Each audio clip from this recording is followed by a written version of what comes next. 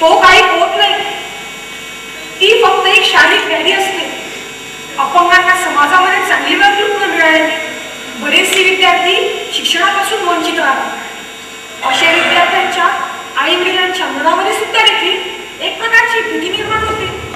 या भीतीपोटी ते आपल्या मुलांना शिक्षणापासून किंवा शारीरिक गोष्टींपासून दूर ठेवतात. गुरुजी, अपंगत्व काऊन येते हो? अपंगत्व हे जन्मता असेल तर ते आईच्या शरीरातील कमतरतेमुळे येऊ शकते. मात्र जन्मानंतर ते आपल्या अपघातामुळे किंवा दुर्लक्षामुळे येऊ शकते. अशा मुलांना आपण धीर देऊन शिकण्याची संधी उपलब्ध करून दिली पाहिजे. तुमच्या घराशेजारी कोणी अपंग असेल व तो शाळेतच दाखल झाला नसेल तर याची माहिती तुम्ही मला उद्या द्या. मी उद्या वाडीवर सर्वेक्षणासाठी येणारच आहे. तेव्हा ही माहिती दिली तरी चालेल. आता आपला अपंग दिनाचा कार्यक्रम संपला.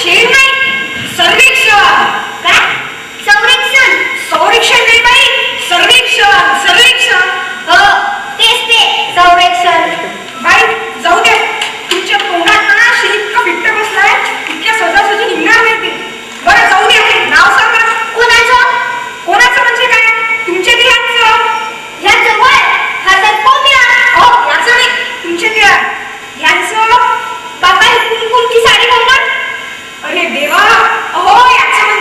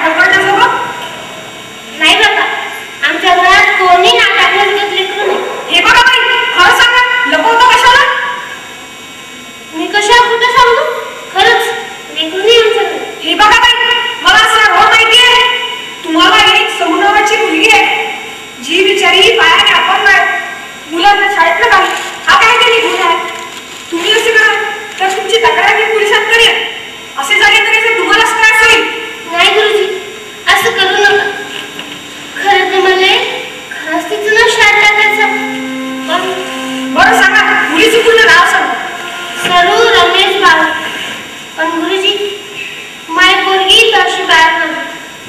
तिला शाळेत सोडायला आणायला कोण जाईल?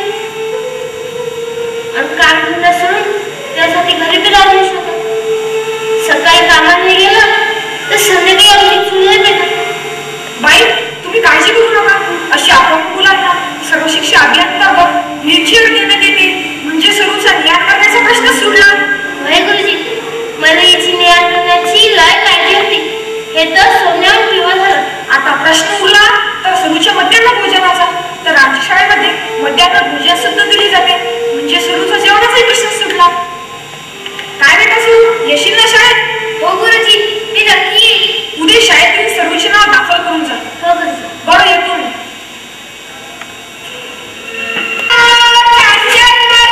घुसून घुसून जातो ते जनावर कोण बाबा, ते जनावर कोण?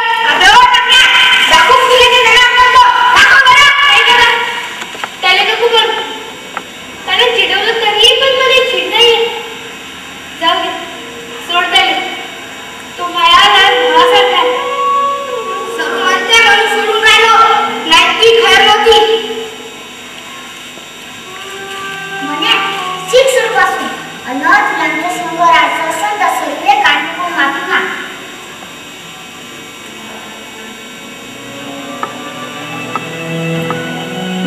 सरू, मी चुकलो, माझे माफ कर. मी आता तुला एक आवाजच माफ करून टाकलं. सरू, एक विचारू? हो विचार. तू अपंग कशी काय झाली? सरू, त्या बाईनं 2 गुण जिंदगीचे नाही पाहिजे का तुले? नाही, ते 2 गुण जिंदगीचे माझ्या नशिबानेच नव्हते. ज्या दिवशी पोलिओ होता त्या दिवशी माझ्या बाईने घरातून काही उशीर झाला. ती त्या डॉक्टरजवळ घेऊन गेली.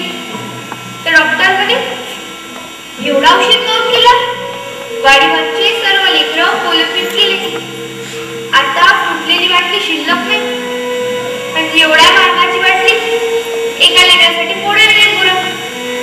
तुम्ही उद्या केंद्रात द्या, डोस पासून देऊ. आम्ही घरी वापस आलो. त्याच रात्री मला फरफरून ताप आला. पाय पाय लुळे झाले. खूप वाईट झालं. कोणाला दोष द्यावा? त्या डॉक्टरले काय नशिबाले? सरू, ती अजून पाहिली, पण लय मोठं म्हणायचे अजून. मी तुला चिडवलं, पण तू आम्हाला म्हणून माफ केलं. हाती मनाचा मोठेपणा. सरू, आजपासून मी कोणाच्या खोड्या काढणार नाही. मला माझं समजले. सरू, तुले पायानं चालता येत नाही याचं दुःख नाही होत.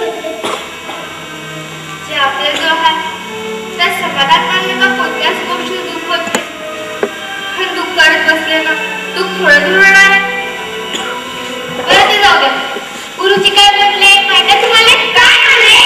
ते म्हणले सर्व शिक्षा अभियानातून मला तालुक्यावरून सायकल येणार आहे. मग तुम्हाला काय काय होणार आहे? आता तुला चालायला त्रास होणार नाही. हे बघ, तुझ्यासाठी काय येणार गुरुजी, आता यापुढे सरूला शाळेत व्हीलचेअरवर बसून यावं लागणार. काय मनोज, प्रमोद, मदत करायची आहे सरूला शाळेत यायला. गुरुजी, चल बेटा सरू, आता यावर बसून दाखव.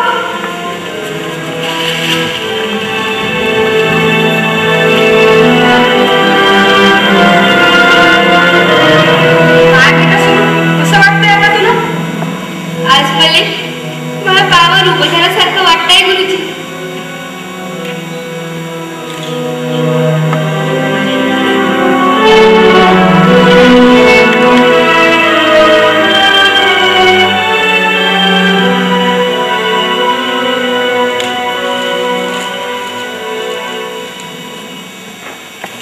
करण्यासाठी आजचा हा कार्यक्रम आयोजित करण्यात आला आहे. तर मी श्री राऊत गुरुजींना विनंती करतो त्यांनी सरूचा सत्कार करावा.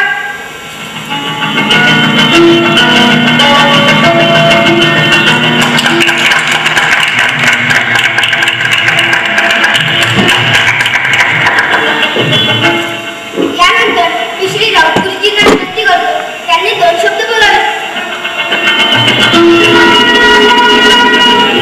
बालमित्रांनो, सर्व्हिस स्कॉलरशिपच्या परीक्षेत जिल्ह्यातून प्रथम आल्याबद्दल मी तिचे मनापासून कौतुक करतो व अनेक आशीर्वाद देतो. खरं म्हणजे सर्व खूपच गुणी मुलगी आहे.